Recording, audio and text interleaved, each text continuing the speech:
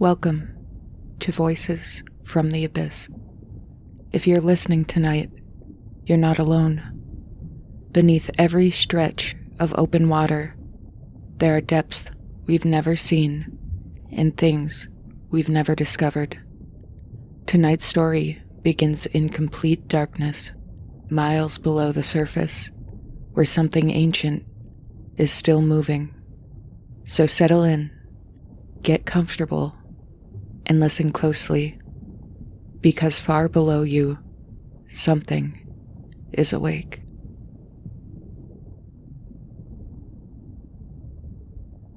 Sometimes there is a moment where you can't go back. You can only go forward. A distance that doesn't seem far until you realize what lies beneath it. 1 mile of open water and the understanding that you were never meant to stay where you are. The first thing she noticed was that she was standing. She was not floating or swimming. She was standing. Her feet were on something solid, the ocean ending just above her ankles. The sky above her was a particular colorless white that didn't specify whether it was dusk or dawn. Nora focused on her breathing and tried to take in her surroundings. The second thing she noticed was the platform. It was beneath her feet, barely. Roughly 2 feet by 2 feet of something solid and dark, submerged about 3 inches below the surface. She couldn't see it clearly through the water. She couldn't see what it was made of or what it was attached to, or how deep the attachment went. The only thing she knew for sure is that it was there, and it was holding her. Without it, there was nothing between her and however many thousands of feet of open ocean lay below. She tried not to think about that. She thought about the ship instead, reaching back through a fog that felt like a distant memory she had forgotten. The Ardent, a passenger ferry, Lisbon to Azores. She remembered the dining room, and she remembered the window going white. And then, nothing. Just a gap. And then this. She was alive, and she was standing. She was going to be fine. The island was maybe a mile away. She saw it when she turned. A dark mass on the horizon, low and tree-lined, a beach. From where she was standing, it looked like salvation. A mile away, she estimated. Possibly less. She was a strong swimmer, had been since childhood, and a mile in calm water was 40 minutes, give or take. She looked at the flat white ocean between her and the island. Then she looked down.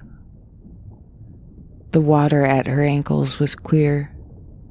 She could see her own feet on the dark platform, pale against the dark, and below the platform the visibility extended down 20, 30, 40 feet before the blue deepened into complete darkness. The platform beneath her feet appeared to continue downward, a narrow column dropping into blue, and that blue dropped into darker blue, and the darker blue dropped into black. She couldn't see the bottom. She looked at the island instead. "You can do this, Nora," she said to herself. Then she crouched at the edge of the platform and put one hand in the water, feeling the temperature. Cold. The kind of deeply rooted cold that felt like an allegory for fear. She pulled her hand back and stood up, looking at the island and thinking about 40 minutes, and tried to make herself step off. She didn't step off. She told herself she was waiting for the right moment, for the cold to seem more manageable, for the light to improve, for some signal to tell her to go.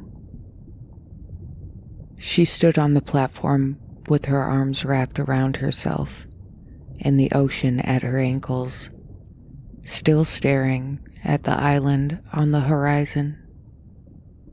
She waited.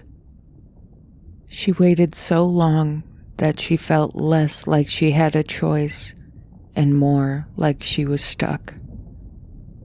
An hour passed, maybe more. The light didn't change. She looked down again. This time, she saw something. She wasn't sure what she was looking at. A darkness within the darkness, 50 feet below the platform, roughly circular, that had not been there the last time she looked. She stared at it, and it didn't move.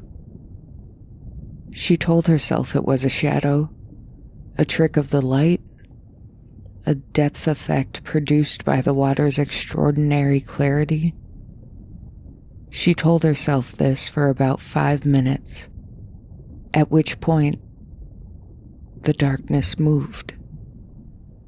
Not toward her, but laterally, slow and vast, the way a storm front moved, as if it were simply passing through the portion of the ocean that happened to contain her platform.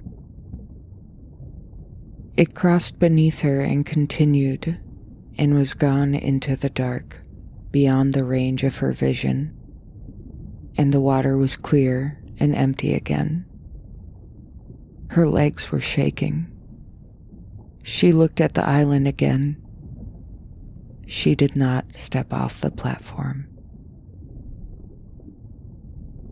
The storm arrived without warning. One moment, the ocean was flat and white and still.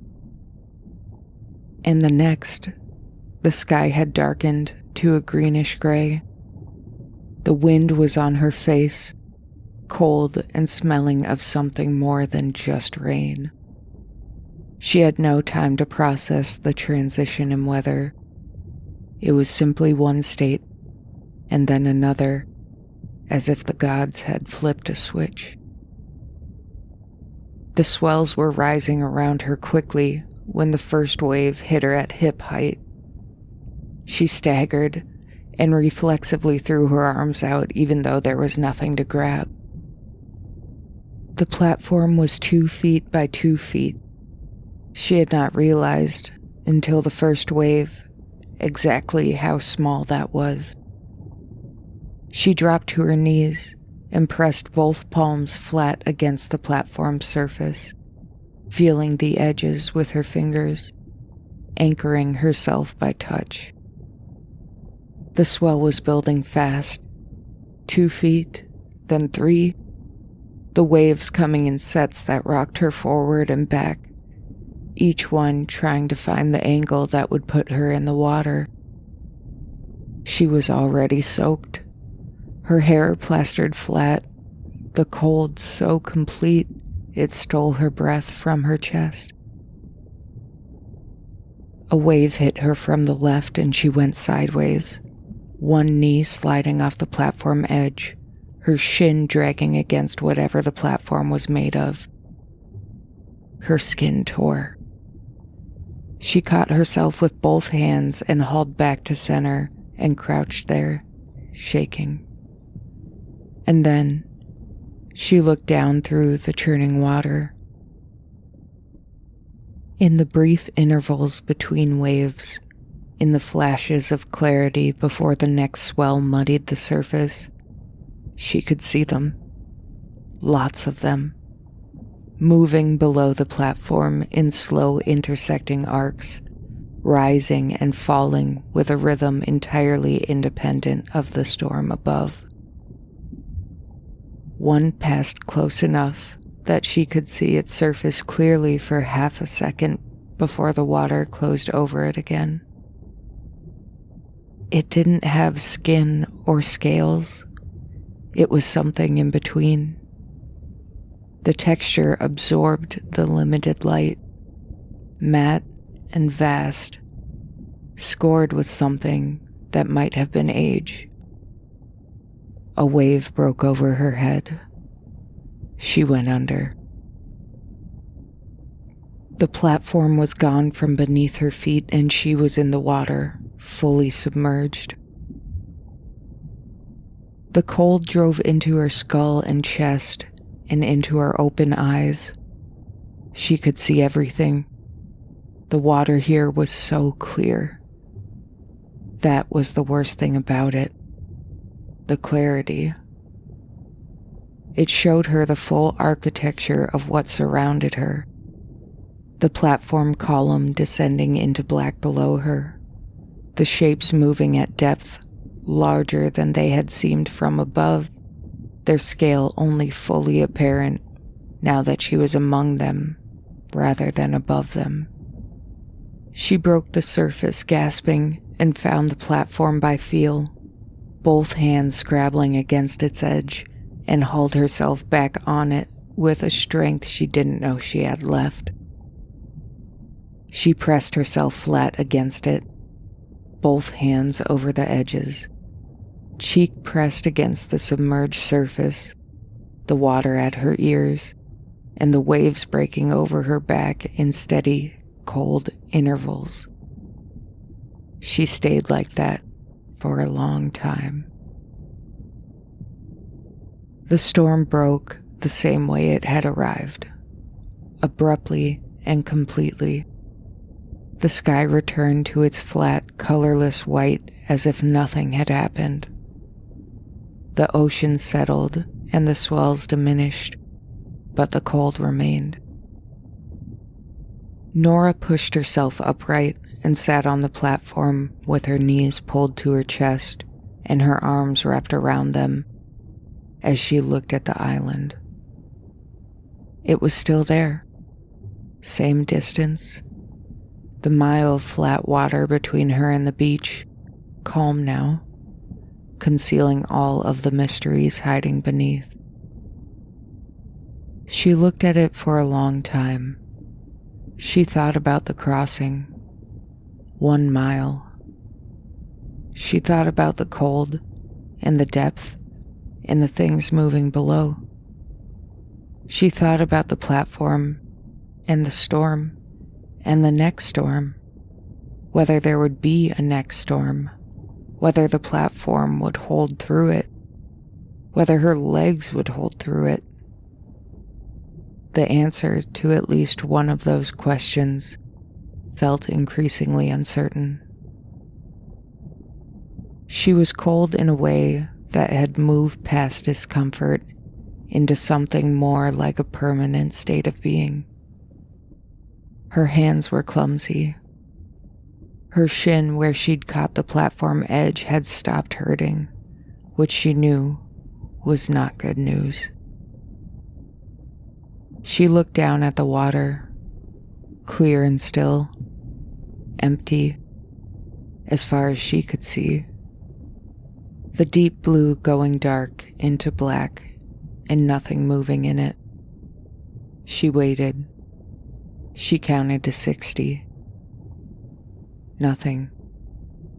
She looked at the island, and she stepped off the platform. The cold was a wall she walked through and came out the other side of, gasping. Her body contracting around its own core heat with an urgency that was anchored in survival. She found her stroke, and she swam. She kept her eyes on the island. She lasted 4 minutes before she looked down. The shape below her was singular this time, and it was close. 30 feet, perhaps less, moving with her at a pace that required no apparent effort, its full length invisible at either end. This vast, unhurried flank drifting beneath her, slow and utterly indifferent to the small, pale creature stroking across the surface above it. She swam harder. The island was closer. She could see the individual trees now, could see the color differential between the sand and the tree line. She could see the beach. She fixed on it and pulled the water behind her, breathing every third stroke and telling herself, "Don't look down. Don't look down. Do not look down." She looked down. The shape was gone. The water below her was empty and clear. She nearly sobbed with relief and kept swimming. She was about halfway across when the arm came up. There was no warning, no pressure change, no shadow, no sound.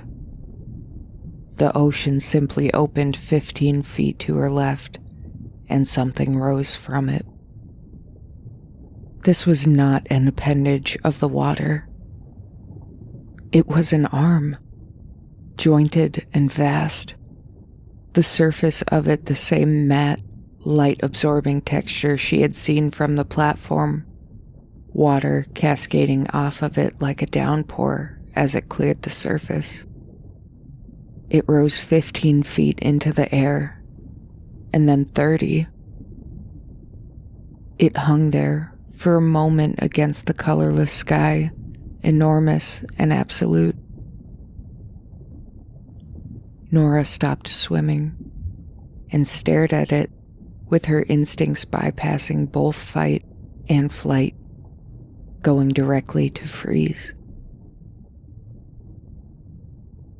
It came down. Not on her. It came down beside her. It landed close enough that the displacement wave hit her like a physical blow, rolling her sideways, driving water into her mouth and nose. The impact of the limb meeting the ocean's surface, sending a concussive force through the water that she felt in her chest and ears. She went under, came up, and went under again in the secondary wave. When she surfaced, the ocean was churning white around the impact site, and she was 30 feet from where she had been, pushed away by the force of it. The water below her was dark and moving with energy of whatever had just retreated back into the deep. She was shaking so hard, she could barely form a stroke. She pushed through anyway. The island grew, slowly, terribly slowly. And then, with a speed that didn't quite match her effort, her hand hit sand. Then her other hand hit sand as well. She crawled out of the water on her hands and knees. The beach was white and warm, genuinely warm. The sand holding her like a hug from a mother that has been missing her child for too long. She lay face down in it and held onto that feeling of safety and security as she breathed and shook and breathed some more. After a long time, she sat up. The ocean was flat and white behind her. She could see the mile of water she had crossed, calm now and featureless, seemingly harmless. Whatever had been in it was below the surface again, patient, unhurried, eternal. She turned away from it. The island rose before her, trees, green and dense, and between them, a light. Not the flat, colorless white of the sky above the water. A warm, ethereal light, the color of a lit window seen from outside in the cold. A path led from the beach toward it, sandy and clear, as if it had been there forever. She stood up, her legs held. Something felt different, lighter. A weight she hadn't known she was carrying was gone. The way a sound you've stopped noticing is only apparent in its absence. She pressed her hand to her chest. Her heartbeat was... She stood very still. Then she looked back at the ocean one final time, the glassy surface looking back at her, the dark shapes visible now from the beach, vast and slow, moving just below the surface between her and the platform, between her and everything she had come from, circling, patient, waiting for whoever came next. She understood then, with a finality that brought her peace, what the platform had been, what the crossing had been, what the cold had been taking from her, degree by degree, as she swam. She turned towards the light. The trees closed warm and green behind her. The sound of the ocean faded, and then she was gone. She walked into the amber light, and she was home. Thank you for listening to Voices from the Abyss. If you enjoyed tonight's story, make sure to follow so you don't miss what rises next. And if you find yourself near the water, listening, just remember, not everything beneath the surface is asleep. Good night.